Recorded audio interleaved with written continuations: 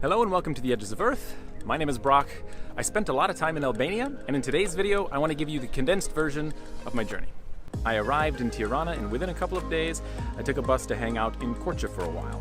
Before I started exploring with my camera, I decided to fly the drone and capture a little bit of footage. While transferring the data from the drone to my laptop, a couple of kids seen me and came up to me and started a conversation. They wanted to see me fly, so I decided to invite them to come with me on a future hike in just a couple of days. It was a fun little mini adventure. We climbed a small hill and watched the sunset over their extremely beautiful town. On another day, I took a walk from the city all the way to the top of the nearby mountain, which had a giant cross and an old church on the top. When I took out my drone to fly, I realized I forgot the cable, so that was fun. I walked down the hill a little bit to a nice nearby restaurant to quench my thirst. After that, my waiter showed me a shortcut through the forest back down to the city, and so I took that, and the walk was particularly beautiful. On another day, I went for an adventure on another nearby mountain. This time, I did not forget my drone. From Google Maps, it looked like there was some type of ancient civilization on the top. I wasn't sure. As it turns out, it was just construction left over from war preparation not too many years ago. Basically, I just met some horses and got stung by a ton of bees while walking up there through all the flowers, but it was totally worth it. The views were unbelievably amazing. While in Korçë, a YouTuber that goes by the name of Food Expert reached out to me. We decided to grab a little dinner and have a couple drinks. This is the second time we met. The first time was actually in China. And then two separate subscribers of my channel reached out to me. One of them was from the United States. We hung out for the evening and grabbed a few drinks. And the other one came all the way from Germany. We walked around town for a bit. He showed me his absolutely amazing Rubik's Cube skills. And then we walked around the town for an afternoon flying the drone. I took a trip over to a place called Vlorë. I decided to rent a room there for a few months, and one day I decided to walk along the coastline to see how far I could go. The major highlight was when I met an old man. He came up to me and he tried to have a conversation with me. He just started speaking Albanian. Obviously he realized really quick that I don't speak Albanian, so I got out my phone. We had a small little conversation through Google Translate. He was very curious about my camera and what I was doing here. I told him that I was just filming for YouTube, and I was quite surprised he actually knew what that was. I kept walking, and eventually I stopped to have a drink right on the coastline, and the view was just unbelievable. I walked until the buildings kind of disappeared. I don't know how many kilometers I walked, but basically the next day my body was super sore. On another morning, I got up early and wanted to go to the nearby castle. I walked in the direction of the bus stop and stopped at a nearby coffee shop. While sitting and having an espresso, there was a small group of older men who were drinking shots for breakfast. It was like 8:30 or 9 o'clock in the morning. I asked the owner if he could help me find where the actual bus stop was, and he was kind enough to actually walk me out to his car and drive me about a minute down the street and drop me off. He even got out and talked to the driver and translate everything for me. What's even more interesting is that the coffee shop owner could barely speak English whatsoever. We communicated through Google Translate earlier, but he still went way out of his way to help me. So I got in the van and I was brought all the way to the top of the mountain, and then I had to walk for maybe another 5 minutes, and I was at the entrance of the castle. I immediately started walking around and just checking out the amazing views in every direction. It was actually pretty high. I think I spent the majority of my time walking around and simply looking at the architecture.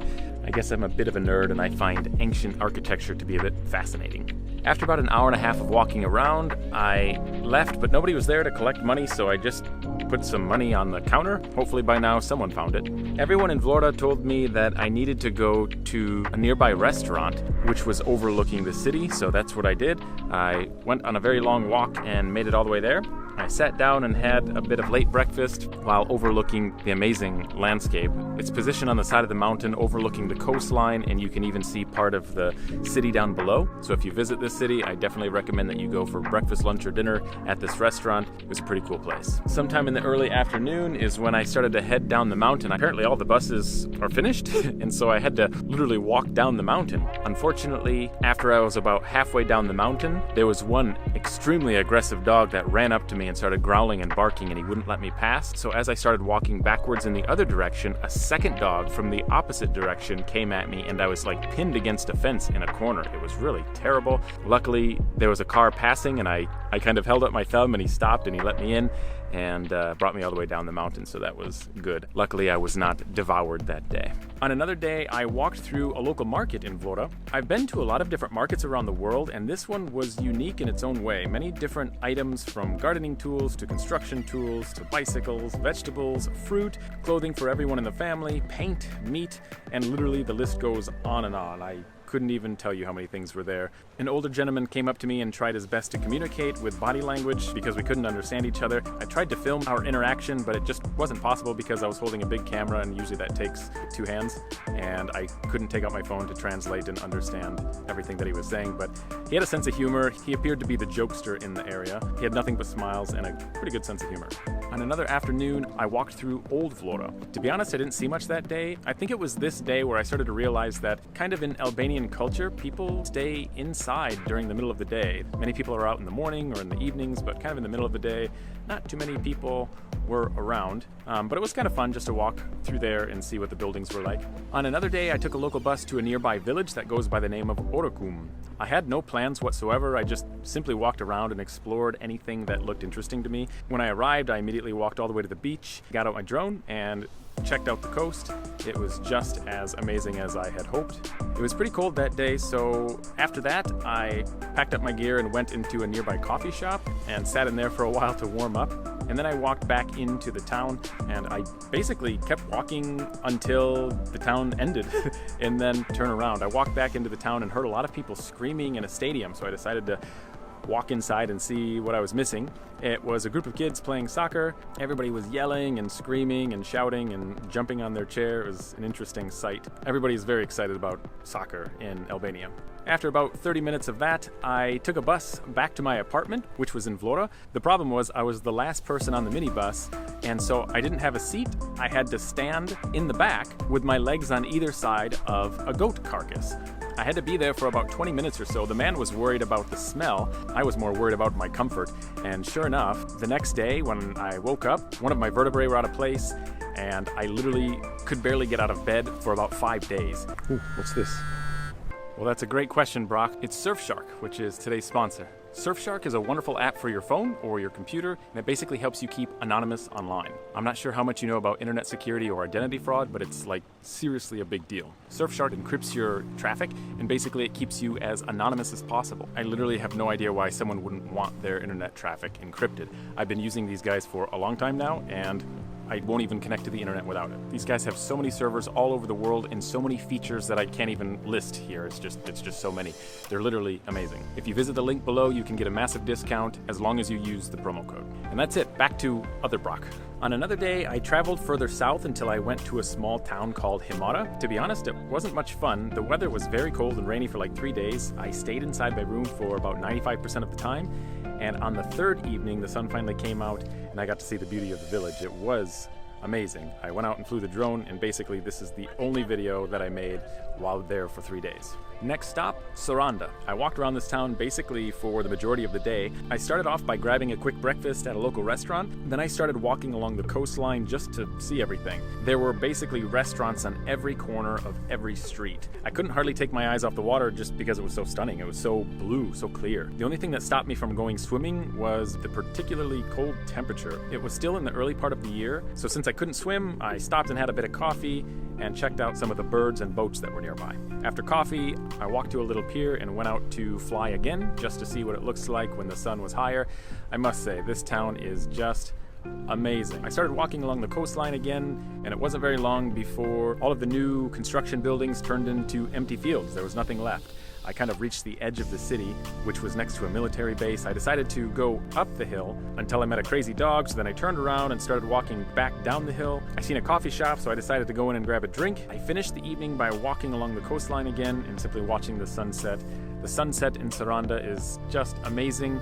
You definitely have to visit this place. A couple of YouTubers reached out to me and wanted to hang out for the day, so we decided that we would meet up and go walk around a place called Ksamil. We took a local bus to the small town. We immediately stopped to have a little bit of breakfast at a local coffee shop. Right after that, we walked to the beach where we were able to see an unbelievably beautiful beach. We flew a little bit, got some cool photos. Then we got on a bus again and went further south to a place called Butrint.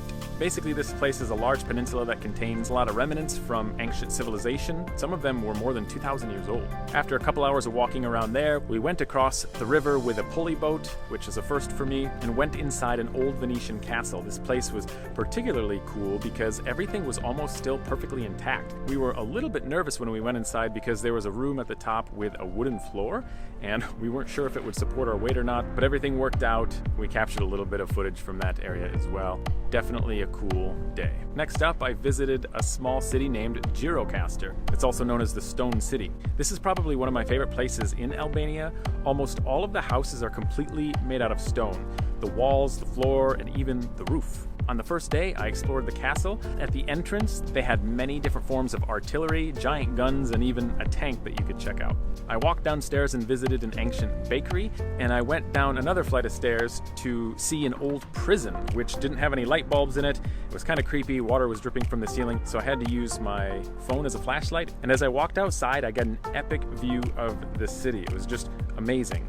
As I walked around, I learned about a story of a woman who jumped off a castle to her death while holding her baby a few hundred years ago, just to avoid being captured by the enemy who was overtaking the castle. Unfortunately, about 40% of the castle was closed due to construction. I mean, every corner that I went around, it was construction after construction. So there was a lot more that I wish I could have seen. However, the other 60% was pretty cool. While in that city, I also toured a place called the Zakate house. And this place was basically built in the early 1800s. I got a taste of what life was like so many years ago in this city. Again, this house was completely made out of stone. I visited when it was rather cold outside, and if you come in the spring or beyond, this place is actually a cafe. You can come and hang out and have some coffee or a beer and just chill out in any room that you want, so that's pretty cool. Close by was another house that was built in the late 1700s. It was called the Skenduli house. There was a woman who gave me a private tour and walked around and explained everything to me. Many things I would have never known about had she not told me. Very similar to the previous house, but this was a little cooler because I learned a lot more information. Walking around gave me a taste of life in the mountains a couple hundred years ago. While in Gjirokaster, I also visited a secret Doomsday Bunker, which was pretty cool. This was only made public, I believe, in 2014. The dictator of Albania, back in, I believe, the 70s or so, thought that World War III was coming, and so they carved a hole deep into the side of the mountain underneath the castle and made a fallout shelter that would protect up to 200 leaders of their country in case of nuclear attacks. It was very interesting to walk around this place. I definitely recommend visiting if you come, but if you're claustrophobic, I definitely wouldn't recommend it. After Gjirokaster, I took a bus and went to a small village named Tepelenë. I walked around all day just to soak up the amazing views. To kick off the day, I walked through the remnants of the castle. There was houses in the middle of this castle that people still lived in, so I walked through there. As I walked through there, a couple teenagers tried to communicate to me, so we used Google Translate and had an interesting conversation. After that, I walked down the hill into kind of a village area of the town, and I hung out and watched some kids play soccer from a distance in a field. After that, I walked back up to the town on the hill, and basically there was nobody outside. So then I walked down the mountain and found this old bridge, and I walked across it and got a pretty cool drone shot. After the bridge, I walked along the river and found a man fishing, so I walked up to him and used Google Translate to communicate with him and asked him a little bit about the fish that he was catching and what the biggest fish was that he ever caught. By this time, I was getting pretty cold and the sun was just starting to go down for the evening behind some of the mountains, and so I walked back up to the town where I started to take one last video of the mountains, and a couple kids ran up to me and started to talk to me, and I was quite impressed with their English ability. We had quite a conversation for about 30 minutes, and then I told them I had to go because by this time I was so cold I couldn't hardly feel my body. After Tepelenë, I took a trip to a place called Berat for a few nights. Unfortunately, it was cold and rainy the majority of the time. I spent a lot of my time sitting in my hotel room and just editing previous videos. On my final day, I took a walk to the top of the mountain where there was remains of an old castle. There's a small community at the top, and there's a few people who still live there. While exploring, a couple kids came up to me and invited me to play soccer, so I said, yeah, why not? We played for maybe 10 minutes or so, and I was quite surprised. The older boy spoke amazing English. We had quite a long conversation, and they wanted to show me around their area, and he told me that they were only 2 of 4 children that live on the top of that mountain. After about 2 hours of walking and showing me around, we said our goodbyes and I walked back down to my hotel. After visiting Berat, I took a bus all the way to the north and I stopped in a town called Shkodrë. I didn't have any luck with the weather here either. Basically, it rained for many days. I stayed there for about 5 nights, I believe. While I was there, I met a couple foreigners who invited me on a bicycle trip with them. We biked along the coast of a nearby lake and seen some breathtaking views along the way. Eventually, we arrived in the final village next to the border of Montenegro. We stopped and had some seafood for lunch, and we had beautiful views right on the lake. The lunch was totally worth the 2-hour bike ride. Later that evening, we rode the bikes to the top of the castle and explored for a few hours. By this time, it was really cold and windy, city, but I must say the views of this place was really something. I've been to a lot of castles in this country, and I must say this was my favorite castle to visit. In all 4 directions, there was a different landscape, and it was so beautiful in every single direction. It was an amazing place. We said our goodbyes, and then I took a road trip all the way to the south of the country to a place called Ksamil. This is the same place that I was just a few weeks ago with the other YouTubers, but this time I didn't film. I just went there to relax for a couple weeks and spend the majority of my time editing the videos. It was just a little bit too cold to go swimming or really sit on the beach and soak up some sun, so I just used the time to edit. There were only a couple days when I got out and explored a little bit. Basically, I just flew the drone and recorded a couple videos from the sky. This again is one of the most beautiful places in the entire country, in my opinion. Despite being so cold, every once in a while I seen some people jump into the water, but it was always short-lived. They did not swim for very long, that's for sure. I would love to come back to this little town and go swimming during the summer with some goggles and some flippers. It would be an awesome experience. The water is just so clear. That pretty much sums up my journey in Albania. Albania is a wonderful country full of wonderful people and amazing landscapes. And just like every other country, I wish I would have stayed longer and visited more places. Anyway, that's it. Stay tuned because I'm going to make another video about traveling in Albania and a few tips I want to give to some future travelers. Thank you all for watching. Remember, your time is running out. Start living